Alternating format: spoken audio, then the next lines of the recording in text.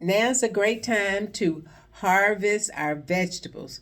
Keep picking those right vegetables to encourage the plant to keep producing.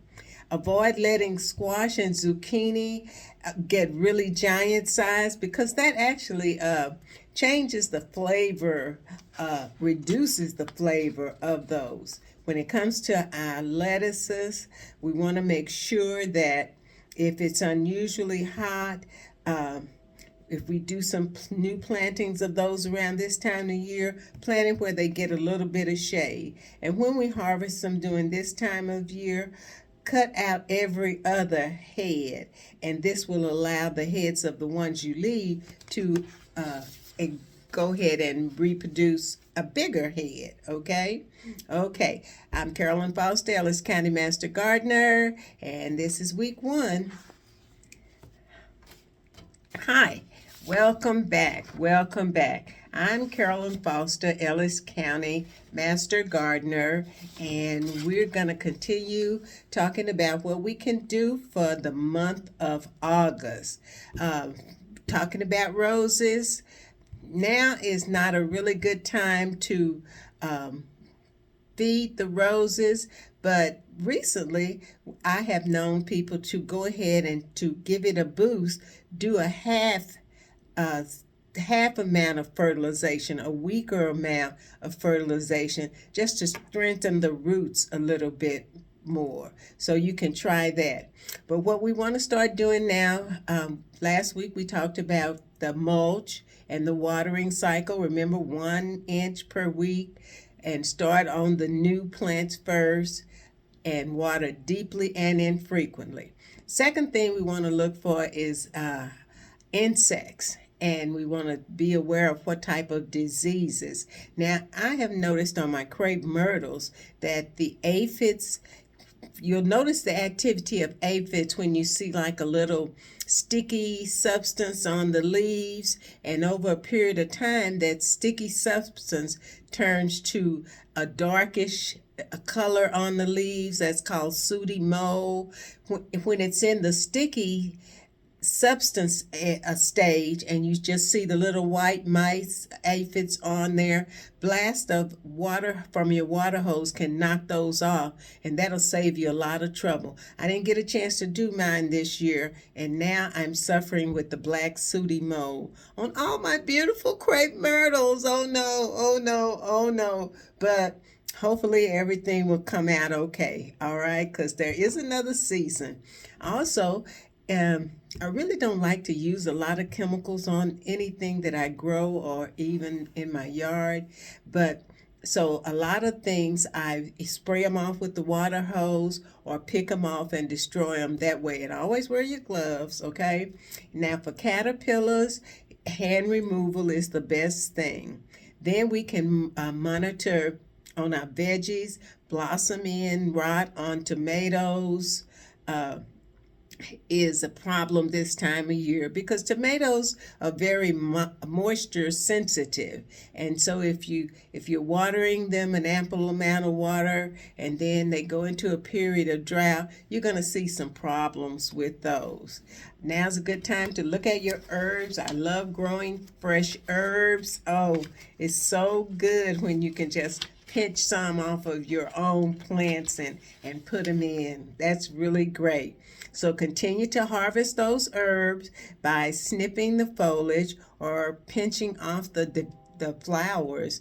If you ever taste them, flowers from herbs are usually very, very good. Okay? And then if you want to snip off some strings, turn them upside down so that all the flux and the sap runs down into the plant.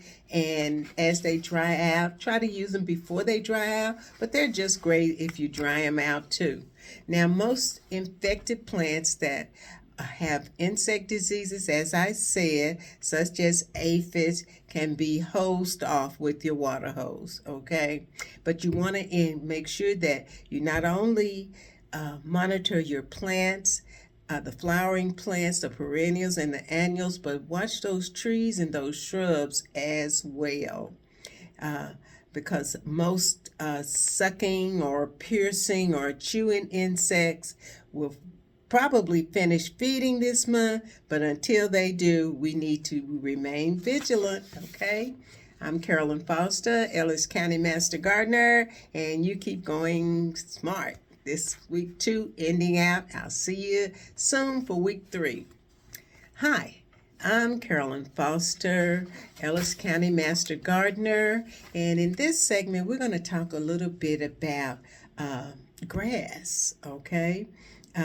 In mid to late August is the best time to reseed bare areas of our lawn that are thinned out. We can overseed with seeds for Bermuda, or we can lay sod if it's St. Augustine. If the thing is, they're quite different. With the St. Augustine, you want to kind of aerate the soil because you want to make sure that you have good ground to root edge of the grass. And once you put it down, you kind of want to, if you have a roller, to roll over it to make sure it is firmly planted. If you don't, walk over it, make sure it's firmly planted, and then you really need to keep it moist till it begins to form that seed to root to ground contact with your seeds. If you're overseeding, you spread those, aerate the soil a little bit, spread those seeds out, and then cover with a seed mat or some topsoil and water. Not heavy, forceful water coming out, but from a sprinkler system. And again, until they germinate, we want to maintain the moisture level so that we can, from the root system starting to grow, establish that root to ground contact that we need. And just you have to be really mindful of that. And we'll have some other solutions for overseeding and reseeding and what we can do with our landscape during this time of year. Another thing that we have to watch out for is grubs.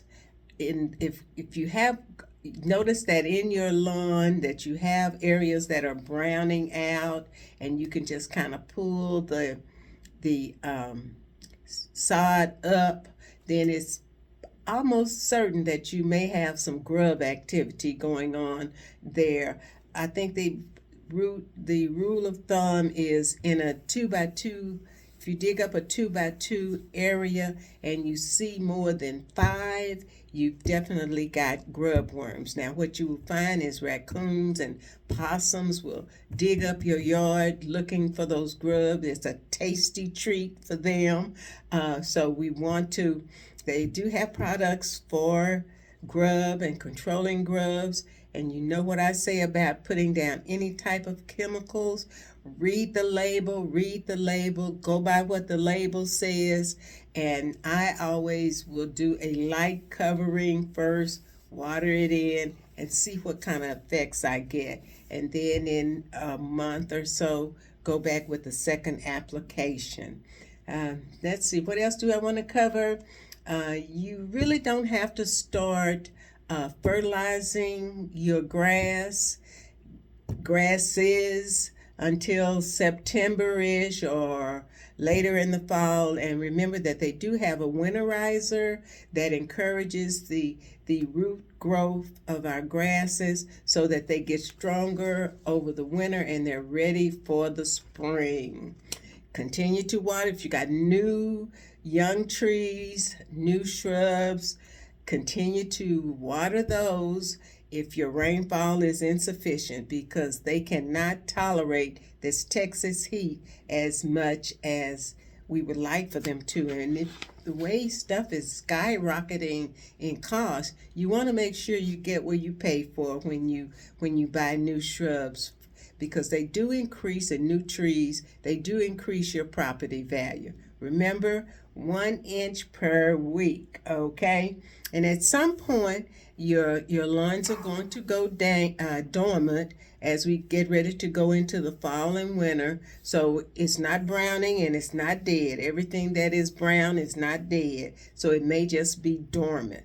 But check your local grocery nurseries or check with the Ellis County Master Gardeners, and we can help you out with that, okay?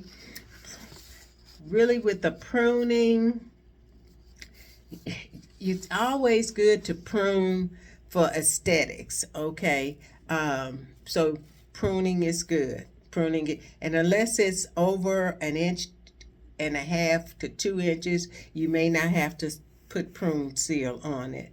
But check with the Ellis County Master Gardeners. We have some excellent fact sheets and instruction sheets on doing that, okay? I'm Carolyn Foster, Ellis County Master Gardener, and you keep growing smart. That was segment 3. Okay, segment 4. All right. Okay.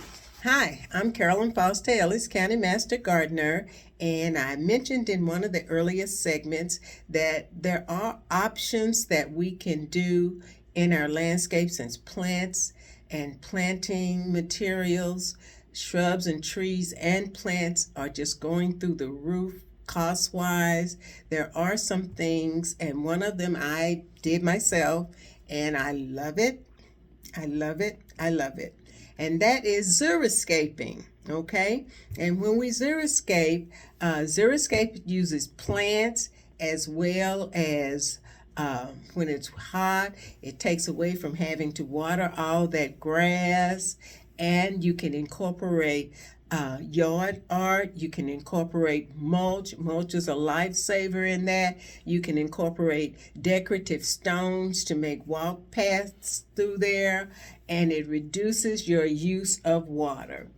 The mulch, as always, conserves the moisture, and so if you plant shrubs or flowers in your xeriscape, go ahead and use mulch between those, and you could even put some vegetables in there and have some vegetables in your xeriscape area. Go ahead. The first thing, and we're going to go over some things that we can do if you think you want to try xeriscaping. I had St. Augustine in my front yard, not a very big yard, but I could not afford to water what it takes for St. Augustine when it's hot. So I let it all die out, and what I did was put in xeriscape. Now, I will say that if you have a major tree or shrub already in your xeriscape, even though you're not watering the grass and using all that money to water the grass, you still need to make sure that you water those shrubs and trees. And what I did is I only plant arid, dry, and perennials and Texas superstars, so they are a higher quality plant, and arid, dry plants are drought tolerant, so they don't require as much watering. So I lost a Bradford pear, but you know what happened? A few years later, another tree grew up in that very same spot, and when it got big, I nurtured it, and it was more drought tolerant because it adjusted to the watering that we did. But you don't want to lose a primary tree in your landscape. Okay? Okay. Now, let's look at some of the things that it would take if you wanted to do a xeriscape. The first thing that you do, and there's 7 steps here, you want to do a design, how you want it to shape, how you want it to flow. You want to pick your bricks or your stepping stones. You want to get the right plants. If it gets sun all day, you want to make sure that the plantings that you put in there, and it doesn't take as many, the plants that you put in there, that they will take the sun. If you're getting shade in that area, then you want to get shade-loving plants. And then when you get them all planted, then it's more beautiful.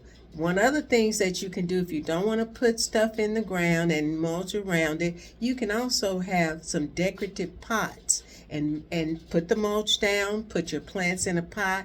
Now, it will have to be watered more often in the hot time, but still it's not in the ground. But in the ground, to me, it's better. But go with what you like. That's the thing. If you like it, I love it, okay? So we want to decide on the proper plantings. We want to design what we want it to look like. We do soil analysis. We can send out soil analysis for you at the Master Gardener office. We have those kits available. Uh, Select the appropriate plant for the area. Uh, if you want a turf grass area, which I wouldn't put it in my xeriscaped area, but you can do some around it if you want to still water. If not, I just went with mulch through the whole yard area, and I segregated some areas of plantings by using stones and borders to create the effect that I wanted. If you do decide that you want to put in an irrigation center system, then there is some thought there in Texas.